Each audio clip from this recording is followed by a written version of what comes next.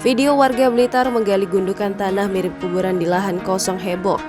Video tersebut viral dan diunggah oleh sejumlah akun di media sosial, diantaranya Instagram Andreli_48 pada Minggu 10 April 2022.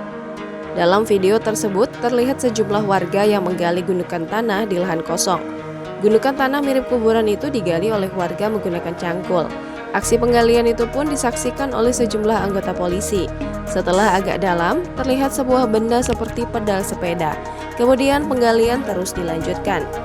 Benar saja, ternyata di dalam gundukan tanah yang terkubur itu adalah sebuah sepeda wanita. Petugas polisi dibantu warga lalu mengangkat sepeda itu ke permukaan tanah. Dari keterangan pengunggah, video itu diambil di Dusun Sumber Sanan Kulon, Blitar, Jawa Timur.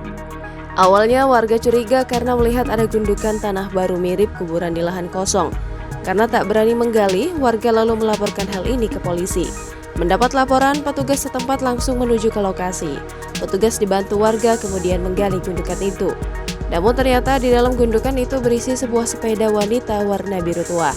Diduga sepeda itu merupakan hasil dari curian. Unggahan ini pun langsung mendapat banyak komentar dari para netizen.